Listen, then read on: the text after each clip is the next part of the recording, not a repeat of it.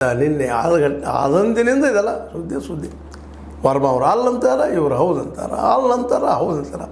ಮೊದಲು ಅಗ್ನಿಶಾಮಕ ದಳದ ಹೆಡ್ಡ ಇಲ್ಲರಿ ಅಲ್ಲಿ ನಿಲ್ಲ ಅನಿಸಿದ್ರು. ನಂತರ ಈಗ ವೈರಲ್ ಆಗಿದೆ ಪೂರಾ ಸುದ್ದಿ.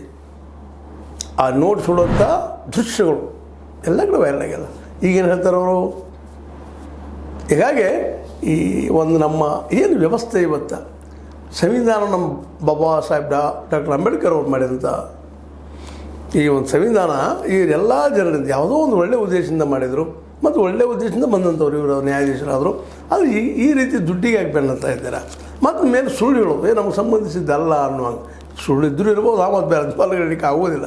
ಯಾಕಂದರೆ ಬುದ್ಧಿವಂತ ಜನ ಇದೆಲ್ಲ, ನ್ಯಾಯಾಂಗ ಆಗಿರ್ಬೋದು, ಕಾರ್ಯಾಂಗ ಆಗಿರ್ಬೋದು, ಶಾಸಕಾಂಗ ಆಗಿರ್ಬೋದು, ಮುಂದೆ ಅದೇ ಕಾಲಕ್ಕೆ 4ನೇ ಅಂಗ ಅಂತ ಪತ್ರಿಕಾರಂಗ ಆಗಿರ್ಬೋದು, ಅಧಿಕಾರ ಸೇವೆ, ಕಾರ್ಯಾಂಗದ ಅಧಿಕಾರ ಸೇವೆ ವರ್ಗ, ಶಾಸಕಾಂಗ ಅಂದರೆ ಇವರು ರಾಜಕಾರಣಿಗಳು, ನ್ಯಾಯಾಂಗಂದಾಗಿ ನ್ಯಾಯಾಧೀಶರು ಎಲ್ಲ ಬಂದರು, ವಕೀಲರು ನ್ಯಾಯಾಧೀಶರೆಲ್ಲ.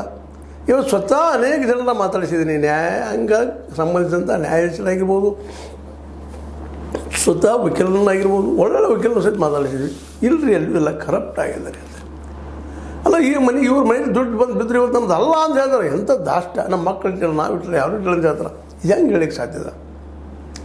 ಏನು ಯಾರದನ್ನು ಸುರಿವಿದ್ರ ಅವರಲ್ಲ ಅಂತಾರೆ. ಇಲ್ಲ, ಯಾರು ನಮ್ಮನ್ನು ಟ್ರ್ಯಾಪ್ ಮಾಡಿಸೋಕೆ ಮಾಡಿದ್ದಾರೆ. ತನಿಖೆ ಆಗಬೇಕು, ಆಳ ತನಿಖೆ ಆಗಬೇಕು ಅಂತಾರೆ. ತನಿಖೆ ಆಗಲೇಬೇಕು, ಮುಚ್ಚಿ ಹೋಗ್ಬಾರ್ದು ಇವೆಲ್ಲ. ಯಾಕೆ ಮುಚ್ಚಿ ಹೋಗ್ಬಾರ್ದು ಅಂದ್ರೆ ಇವತ್ತು ನ್ಯಾಯಾಂಗ ಶುದ್ಧ ಆಗಬೇಕಾಗ್ಯದ.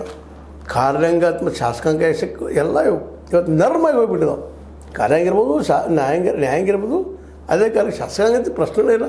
ಕಾನೂನು ಹೊರ ಮಾಡೋರು, ಕಾನೂನು ಮಾಡೋಂಥವ್ರು ಯಾರಪ್ಪ ಅಂದರೆ ಇವತ್ತು ಕಾರ್ಪೊರೇಟರ್ ಹೇಳಿದಂಗೆ ಕೇಳುವಂಥ, ಕಂಪ್ನಿಗಂತ ದುಡ್ಡು ತೊಗೊಳ್ಳುವಂಥ, ಸಹಾಯ ತೊಗೊಳ್ಳುವಂಥ, ಪಾರ್ಟಿ ಫಂಡ್ ತೊಗೊಳ್ಳೋಂಥ ಜನ ಕಾನೂನು ಮಾಡ್ತಾರೆ. ಹೀಗಾಗಿ ಬಡ ಜನರ ಪರವಾಗಿ ಕಾನೂನು ಬರೋದು ಭಾಳ ಕಡಿಮೆ.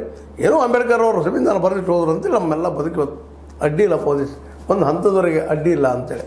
ಅದು ಅವ್ರಿಗೂ ಸಾಧ್ಯ ಆಗಲಿಲ್ಲ. ಅಂಬೇಡ್ಕರ್ ಅವ್ರಿಗೂ ಸಹಿತ ಒಂದು ಮಾತನ್ನು ನಾವಿಲ್ಲಿ ಮರ್ಯಾದೆ ದಾಖಲಿಸಬೇಕಾಗ್ತದೆ. ಆರ್ಥಿಕ ಸಮಾನತೆ ರೋಲ್ಲಿ ಅವ್ರು ಸೋತು ಬಿಟ್ರು ಪಾಪ. ಅದು ಹೇಳಿದ್ರು, ನಾನು ಆರ್ಥಿಕ ಸಮಾನತೆ ತರಲಿಕ್ಕೆ ಆಗಲಿಲ್ಲ, ನನಗೆ ರಾಜಕೀಯ ಸಮಾನತೆಯನ್ನು ತೊಗೊಂಡು ಬಂದೆ. ರಾಜಕೀಯ ಸಮಾನತೆ ಒಬ್ರಿಗೊಂದು ಮತ ಯಾರೂ ಇರಲಿ.